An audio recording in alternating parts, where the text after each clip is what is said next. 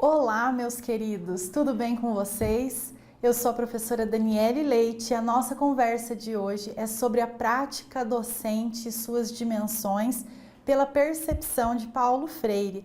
Nós utilizaremos esses dois livrinhos aqui, essas duas obras de Paulo Freire, para fundamentar então o nosso bate-papo.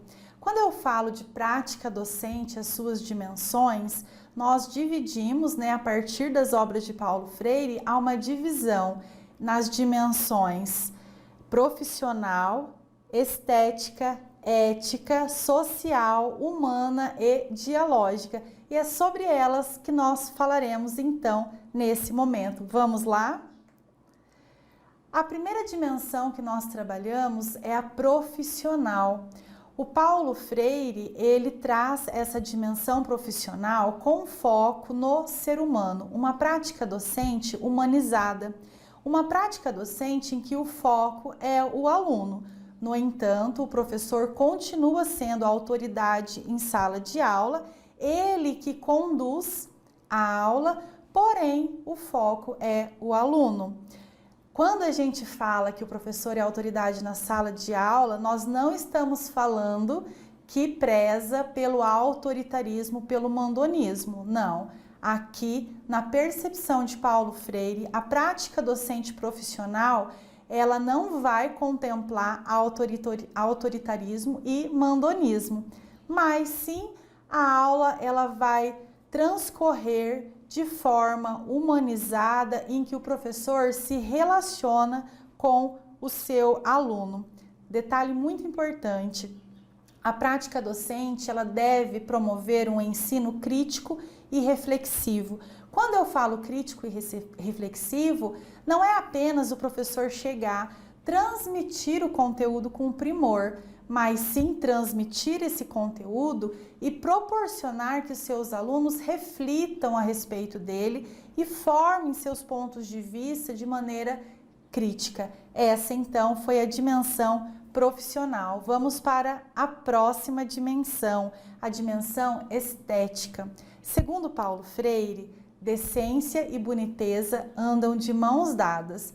Isso mesmo, quando eu falo na dimensão estética, eu estou falando da beleza da aula. Então, uma aula que siga um rigor metódico, porém uma aula bonita. Quando eu falo em aula bonita, eu falo em aula bem planejada, uma aula organizada, mas também uma aula que ela seja importante para o aluno e prazerosa ao mesmo tempo. Lembrando, quando eu falo em estética, dimensão estética, também contempla seguir, observar um rigor metódico. Essa vai ser uma aula, então, bem planejada e prazerosa. A nossa próxima dimensão, a gente vai falar da dimensão ética. Palavra-chave da dimensão ética é comprometimento. Comprometimento do professor com o aluno, comprometimento em transmitir os conteúdos. A gente não pode confundir. Quando a gente fala que a prática docente deve ser humanizada, não significa que eu deixarei os conteúdos de lado, jamais. Aqui é uma forma ampla de se ensinar em que contempla o todo, o sujeito, o aluno, mas também o conteúdo. Quando eu falo então em dimensão ética, eu estou falando em comprometimento com o aluno e com os conteúdos. Eu devo considerar a aprendizagem do meu aluno enquanto professor. Essa é a dimensão ética.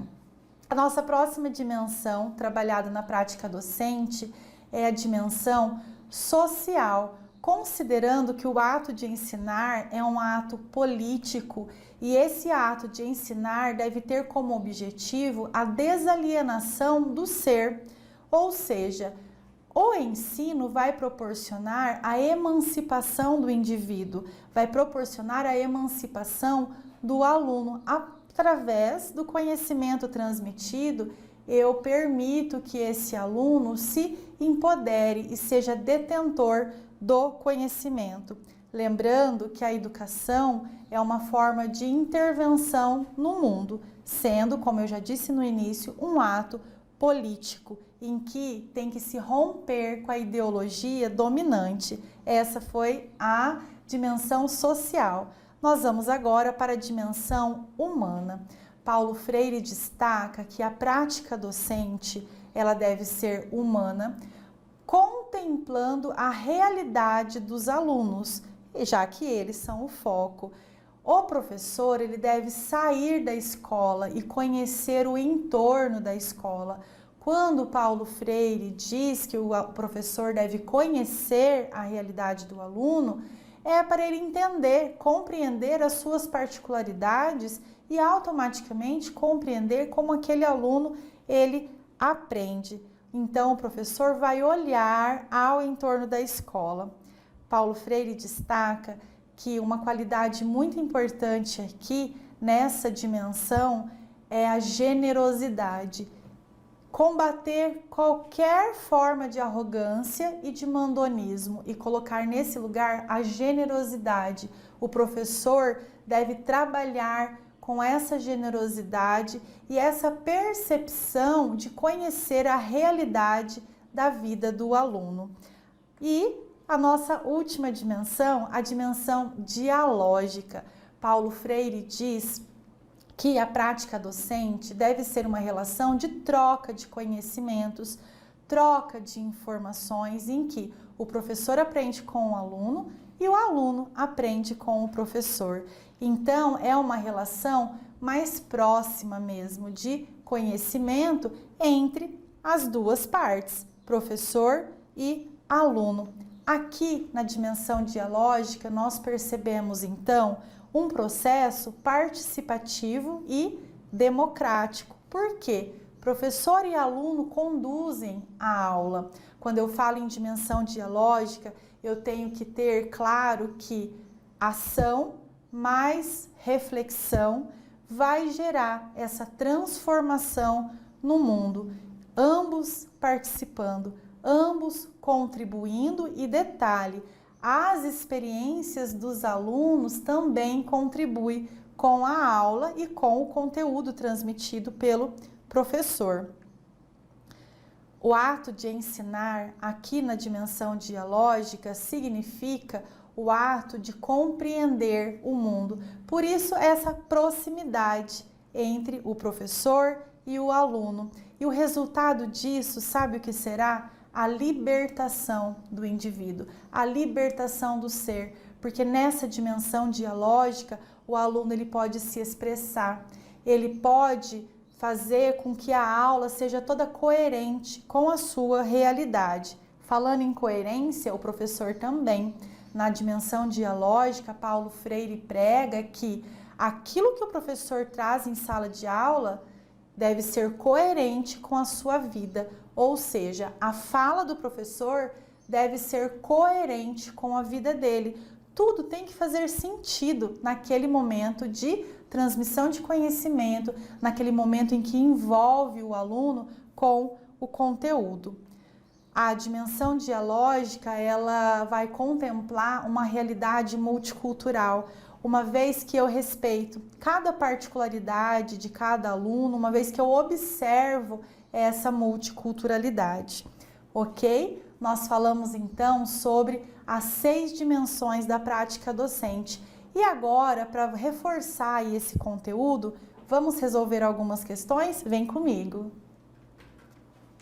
Temos lá então, pessoal, a primeira questão, uma questão para o cargo de pedagogo, foi um concurso da banca CESP no ano de 2018.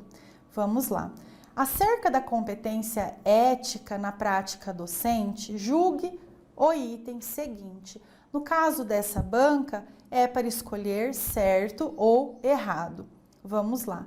Constitui ação ética na prática docente o comprometimento com a aprendizagem dos estudantes.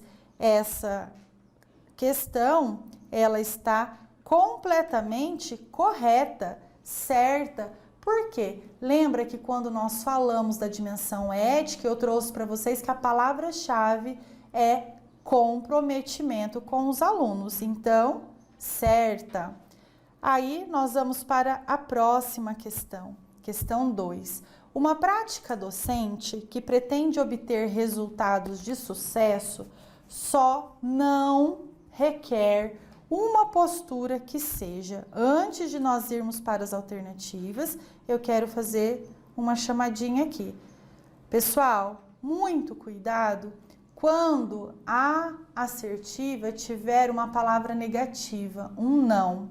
Nas minhas alternativas aqui, eu deverei escolher aquela que não se encaixa dentro da prática docente em que quero obter resultados de sucesso. Então, muita atenção no não, muita atenção também em palavras absolutas como apenas, nunca, somente. Então, vamos voltar lá para a nossa questão e fazer a resolução dela. Uma prática docente que pretende obter resultados de sucesso só não requer uma postura que seja alternativa A, ética, B, informativa, C, planejada, D, reflexiva e autoritária. De acordo com o que nós conversamos sobre Paulo Freire, a gente não prega o autoritarismo, a gente não prega a arrogância, nem o mandonismo. Então, uma postura autoritária, ela não condiz com uma postura de sucesso para o docente, segundo Paulo Freire. Voltemos então na nossa questão. A alternativa correta, alternativa E, não requer uma postura que seja autoritária. Vamos lá para a nossa próxima questão, questão 3, também de 2018, banca CESP para pedagogo. Acerca da competência ética na prática docente, isso mesmo, pessoal, desculpa. Vamos voltar lá, questão 3. Acerca da competência ética na prática docente, julgue o item seguinte. A ética profissional docente está desvinculada do domínio de conteúdos a serem ensinados, certo ou errado? Eu dei uma confundida aqui no início, pessoal, porque eu achei que eu tinha voltado para 1, mas não, é a 3, é sobre a dimensão ética também, porém é um novo conteúdo. Aqui nessa questão é muito importante frisar porque a gente tem que ter noção que as dimensões da prática docente, segundo Paulo Freire, contemplam uma prática humanizada, mas também contempla transmissão de conteúdos com qualidade. Então, vamos voltar aqui para que vocês respondam. A ética profissional docente está desvinculada do domínio de conteúdos a serem ensinados? Errada, errada, nunca, completamente errada. A gente já viu isso agora, certo? Essa questão, então, ela está errada, porque há sim a vinculação de domínio de conteúdos a serem ensinados. Nossa próxima questão e última, questão 4. Não há docência sem discência, conforme Paulo Freire. Ou seja, o docente aprende com o aluno aprende com o professor. Não há docência sem discência. Voltemos então. Com a afirmativa acima, o educador Paulo Freire inicia um diálogo sobre os conhecimentos necessários para a realização da prática educativa. Assinale a opção que melhor explicita a afirmativa de Paulo Freire. E nós temos então as alternativas.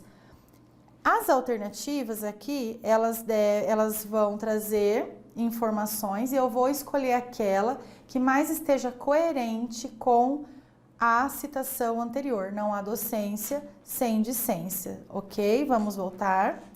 A. Quem ensina, aprende ao ensinar. Ó, pessoal, aprende ao ensinar. E quem aprende, ensina ao aprender.